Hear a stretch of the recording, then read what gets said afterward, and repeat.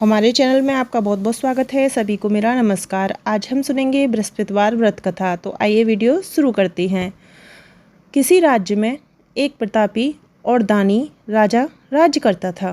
वह नित्य गरीबों और ब्राह्मणों की सहायता करता था। यह बात उसकी रानी को अच्छी नहीं लगती थी। वह ना ही गरीबों को दान देना चाहती थी और ना ही भगवान की पूजा करती थी, और राजा को भी दान देने से मना किया करती थी। एक दिन राजा शिकार खेलने वन को गए हुए थे, तो रानी महल में अकेली थी। उसी समय बृहस्पति देव साधु वेश में राजा के महल में भिक्षा के लिए गए और भिक्षा मांगी। रानी ने भिक्षा देने से इनकार किया और कहा, हे साधु महाराज, मैं तो दान पुण्य से तंग आ गई हूँ। मेरा पति सारा धन लुटाते रहते हैं। मेरी इच्छा है कि हमारा धन नष्ट हो जाए, फिर ना रहेगा बांस और ना बजेगी बांसुरी। साधु ने कहा, देवी, तुम तो बड़ी विचित्र हो। धन संतान तो सभी चाहते हैं, पुत्र और लक्ष्मी तो पापी के घर भी होनी चाहिए। यदि तुम्हारे पास अधिक धन है तो भूखों को भोजन दो, प्यासों के लिए प्याऊ बनवाओ, मुसाफिरों के लिए धर्मशाला खुलवाओ, और जो निर्धन अपनी कुंवारी कन्याओं का विवाह नहीं कर सकते उनका विवाह करा दो। ऐसे और कई काम हैं जिनके करने से तुम्हारा यश लोक परलोक में फैलेगा। परंतु रानी पर उपदेश का कोई प्रभाव न पड़ा। वह बोली, महाराज, आप मुझे कुछ न समझाएं। मैं ऐसा धन नहीं चाहती जो हर जगह बांटती फिरूं। साधु ने उत्तर दिया, यदि तुम्हारी ऐसी इच्छा है तो तथास्तु। तुम ऐसा करना कि बृहस्पतिवार को घर लीपकर पीली मिट्टी से अपना सिर धोकर स्नान करना, बट्टी चढ़ाकर कपड़े धोना। ऐसा करने से आपका सारा धन नष्ट हो जाएगा। इतना कहकर वह साधु महाराज वहाँ से अलोप हो गए। साधु के अनुसार कही बातों को पूरा करते हुए रानी को केवल 3 बृहस्पति ही बीते थे कि उसकी समस्त धन संपत्ति नष्ट हो गई। भोजन के लिए राजा का परिवार तरसने लगा। तब एक दिन राजा ने रानी से बोला कि हे रानी, तुम यहीं रहो, मैं दूसरे देश को जाता हूँ, क्योंकि यहाँ सभी लोग मुझे जानते हैं, इसलिए मैं कोई छोटा कार्य नहीं कर सकता। ऐसा कहकर राजा परदेश चला गया। वहाँ वह जंगल में लकड़ी काट कर लाता और शहर में बेचता।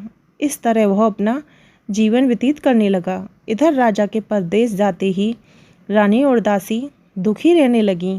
एक बार जब रानी और दासी को 7 दिन तक बिना भोजन के रहना पड़ा, तो रानी ने अपनी दासी से कहा, हे दासी, पास ही के नगर में मेरी बहन रहती है, वह बड़ी धनवान है। तू उसके पास जा और कुछ ले आ, ताकि थोड़ी बहुत गुजर बसर हो जाए। दासी रानी की बहन के पास गई। उस दिन गुरुवार था और रानी की बहन उस समय बृहस्पति व्रत की कथा सुन रही थी। दासी ने रानी की बहन को अपनी रानी का संदेश दिया, लेकिन रानी की बड़ी बहन ने कोई उत्तर नहीं दिया। जब दासी को रानी की बहन से कोई उत्तर नहीं मिला तो वह बहुत दुखी हुई और उसे क्रोध भी आया। दासी ने वापस आकर रानी को सारी बात बता दी। सुनकर रानी ने अपने भाग्य को कोसा। उधर रानी की बहन ने सोचा कि मेरी बहन की दासी आई थी, परंतु मैं उससे नहीं बोली, इससे वह बहुत दुखी हुई होगी। कथा सुनकर और पूजन समाप्त करके वह अपनी बहन के घर गई और कहने लगी कि हे बहन, मैं बृहस्पतिवार का व्रत कर रही थी, तुम्हारी दासी मेरे घर आई थी, परंतु जब तक कथा होती तब तक ना उठते हैं और ना ही बोलते हैं, इसलिए मैं नहीं बोली। कहो दासी, क्यों गई थी? रानी बोली, बहन, तुमसे क्या छिपाऊं, हमारे घर में खाने तक को अनाज नहीं था। ऐसा कहते कहते रानी की आंख भर आई। उसने दासी समेत पिछले 7 दिनों से भूखे रहने तक की बात अपनी बहन को विस्तार पूर्वक सुना दी। रानी की बहन बोली, देखो बहन, भगवान बृहस्पति देव सभी की मनोकामनाओं को पूर्ण करते हैं। देखो, शायद तुम्हारे घर में अनाज रखा हो। पहले तो रानी को विश्वास नहीं हुआ, पर बहन के आग्रह करने पर उसने अपनी दासी को अंदर भेजा तो उसे सचमुच अनाज से भरा एक घड़ा मिल गया। यह देखकर दासी को बड़ी हैरानी हुई। दासी रानी से कहने लगी, हे रानी, जब हमको भोजन नहीं मिलता था तो हम व्रत ही तो करते थे, इसलिए क्यों ना इनसे व्रत और कथा की विधि पूछ ली जाए, ताकि हम भी व्रत कर सकें। तब रानी ने अपनी बहन से बृहस्पतिवार व्रत के बारे में पूछा। उसकी बहन ने बताया, बृहस्पतिवार के व्रत में चने की दाल और मुनक्का से विष्णु भगवान का केले की जड़ में पूजन करें तथा दीपक जलाएं, व्रत कथा सुनें और पीला भोजन ही करें। इससे बृहस्पति देव प्रसन्न होते हैं। व्रत और पूजन विधि बताकर रानी की बहन अपने घर को लौट गई। 7 दिन के बाद जब गुरुवार आया तो रानी और दासी ने व्रत रखा। गुड़साल में जाकर चना और गुड़ लेकर आईं। फिर उससे केले की जड़ तथा विष्णु भगवान का पूजन किया। अब पीला भोजन कहाँ से आए? इस बात को लेकर दोनों बहुत दुखी थे, क्योंकि उन्होंने व्रत रखा था, इसलिए बृहस्पति देव उनसे प्रसन्न थे। इसलिए वो एक साधारण व्यक्ति का रूप धारण कर 2 थालों में सुंदर पीला भोजन दासी को दे गए। भोजन पाकर दासी प्रसन्न हुई और फिर रानी के साथ मिलकर भोजन ग्रहण किया। उसके बाद वे सभी गुरुवार को व्रत और पूजन करने लगी। बृहस्पति भगवान की कृपा से उनके पास फिर से धन संपत्ति आ गई, परंतु रानी फिर से पहले की तरह आलस करने लगी। तब दासी बोली, देखो रानी, तुम पहले भी इस प्रकार आलस करती थी, तुम्हें धन रखने में कष्ट होता था, इस कारण सभी धन नष्ट हो गया, और अब जब भगवान बृहस्पति की कृपा से धन मिला है तो तुम्हें फिर से आलस होता है, तुम्हें फिर से कष्ट होता है। रानी को समझाते हुए दासी कहती है कि बड़ी मुसीबतों के बाद हमने यह धन पाया है, इसलिए हमें दान पुण्य करना चाहिए, भूखे मनुष्यों को भोजन कराना चाहिए और धन को शुभ कार्यों में खर्च करना चाहिए, जिससे तुम्हारा कुल का यश बढ़ेगा, स्वर्ग की प्राप्ति होगी और पितृ प्रसन्न होंगे। दासी की बात मानकर रानी अपना धन शुभ कार्यों में खर्च करने लगी, जिससे पूरे नगर में उसका यश फैलने लगा। एक दिन राजा दुखी होकर जंगल में एक पेड़ के नीचे आसन जमाकर बैठ गया। वह अपनी दशा को याद करके व्याकुल होने लगा। बृहस्पतिवार का दिन था। एकाएक उसने देखा कि निर्जन वन में एक साधु प्रकट हुए हैं। वह साधु वेश में स्वयं बृहस्पति देवता थे। लकड़हारे के सामने आकर बोले, हे लकड़हारे, इस सुनसान जंगल में तू चिंतामगन क्यों बैठा है? लकड़हारे ने दोनों हाथ जोड़कर प्रणाम किया और उत्तर दिया, महात्मा जी, आप सब कुछ जानते हैं, मैं क्या कहूँ? यह कहकर रोने लगा और साधु को अपनी आत्मकथा सुनाई। महात्मा जी ने कहा, तुम्हारी स्त्री ने बृहस्पति के दिन बृहस्पति भगवान का निरादर किया है, जिसके कारण रुष्ट होकर उन्होंने तुम्हारी यह दशा कर दी। अब तुम चिंता को दूर करके मेरे कहने पर चलो तो तुम्हारे सब कुछ कष्ट दूर हो जाएंगे और भगवान पहले से भी अधिक संपत्ति दे देंगे। तुम बृहस्पति के दिन कथा किया करो, 2 पैसे के चने मुनक्का लाकर उसका प्रसाद बनाओ और शुद्ध जल से लोटे में शक्कर मिलाकर अमृत तैयार करो। कथा के पश्चात अपने सारे परिवार और सुनने वाले प्रेमियों में अमृत व प्रसाद बांटकर आप भी ग्रहण करो। ऐसा करने से भगवान तुम्हारी सब मनोकामना पूरी करेंगे। साधु के ऐसे वचन सुनकर लकड़हारा बोला, हे प्रभु, मुझे लकड़ी बेचकर इतना पैसा नहीं मिलता जिससे भोजन के उपरांत कुछ बचा सकूं। मैंने रात्रि में अपनी स्त्री को व्याकुल देखा है, मेरे पास कुछ भी नहीं है जिससे मैं उसकी खबर मंगा सकूं। साधु ने कहा, हे लकड़हारे, तुम किसी बात की चिंता मत करो। बृहस्पति के दिन तुम रोजाना की तरह लकड़ियां लेकर शहर को जाओ। तुमको रोज से दोगुना धन प्राप्त होगा, जिससे तुम भली भांति भोजन कर लोगे तथा बृहस्पति देव की पूजा का सामान भी आएगा। इतना कहकर साधु अंतर्ध्यान हो गए। धीरे धीरे समय व्यतीत होने पर फिर वही बृहस्पति का दिन आया। लकड़हारा जंगल से लकड़ी काटकर किसी शहर में बेचने गया। उसे उस दिन और दिन से अधिक पैसा मिला। राजा ने चना गुड़ आदि लाकर गुरुवार का व्रत किया। उस दिन उसे उसके सभी कलेश दूर हुए, परंतु जब दोबारा गुरुवार का दिन आया तो बृहस्पति का व्रत करना भूल गया। इस कारण बृहस्पति भगवान नाराज हो गए। उस दिन उस नगर के राजा ने विशाल यज्ञ का आयोजन किया था। शहर में यह घोषणा करा दी कि कोई भी मनुष्य अपने घर में भोजन न बनावे, आग जलावे, समस्त जनता मेरे यहाँ भोजन करने आवे। इस आज्ञा को जो न मानेगा उसे फांसी की सज़ा दी जाएगी। इस तरह की घोषणा संपूर्ण नगर में करवा दी गई।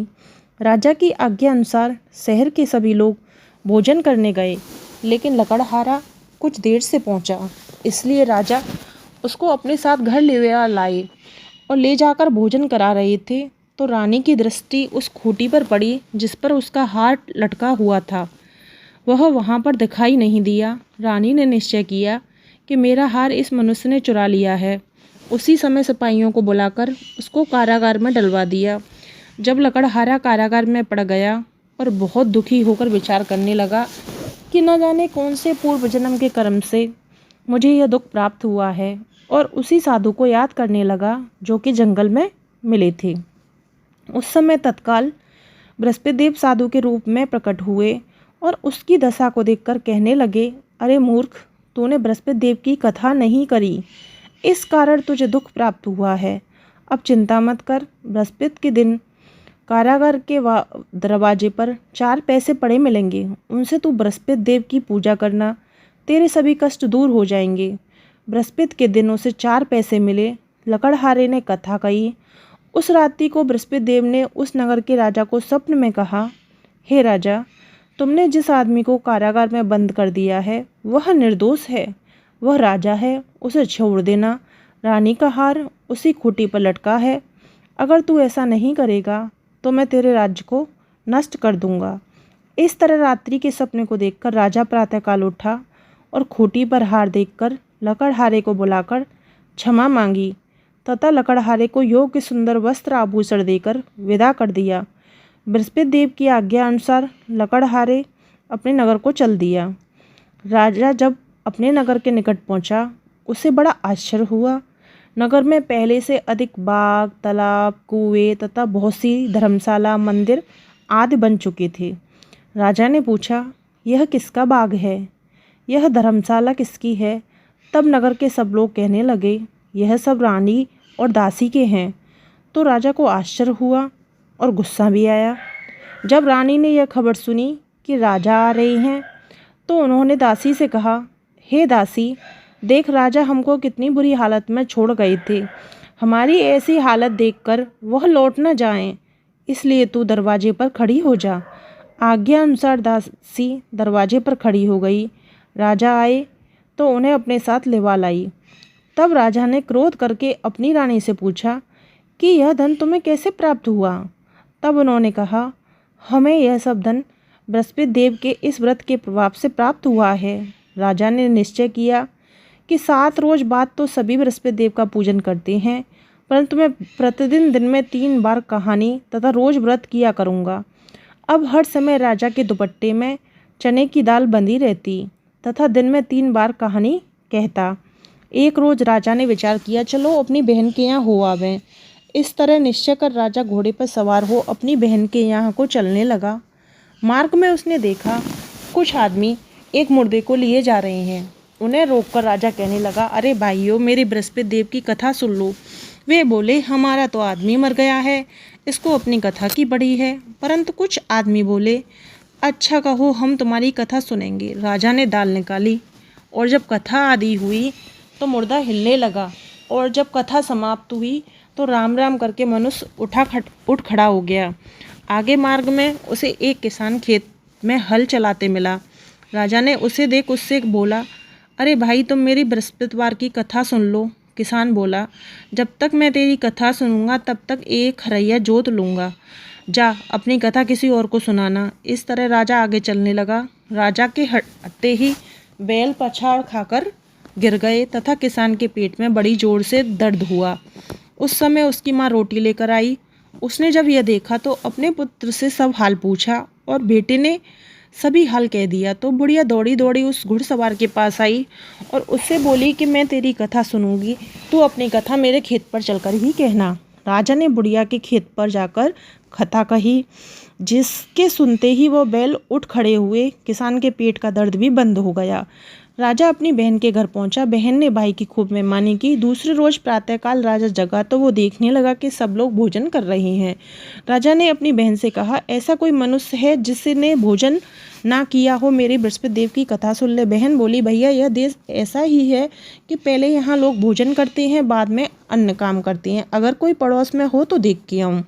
वह ऐसा कहकर देखने चली गई, परंतु उसे कोई ऐसा व्यक्ति नहीं मिला जिसने भोजन ना किया हो। अतः वह एक कुमार के घर गई जिसका लड़का बीमार था। उसे मालूम हुआ कि उनके यहाँ 3 रोज से किसी ने भी भोजन नहीं किया। रानी ने अपने भाई की कथा सुनने के लिए कहा। कुम्हार तैयार हो गया। राजा ने जाकर बृहस्पति देव की कथा कही, जिसको सुनकर उसका लड़का ठीक हो गया। अब तो राजा की प्रशंसा होने लगी।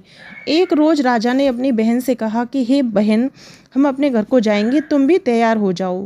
राजा की बहन ने अपनी सास ने कहा चली जा, परंतु अपने लड़कों को मत ले जाना, क्योंकि तेरे भाई के कोई औलाद नहीं है। बहन ने अपने भैया से कहा, हे भैया, मैं तो चलूँगी, पर कोई बालक न जाएगा। राजा बोला, जब कोई बालक न जाएगा तो तुम ही क्या करोगी। बड़े दुखी मन से राजा अपने नगर को लौट आया।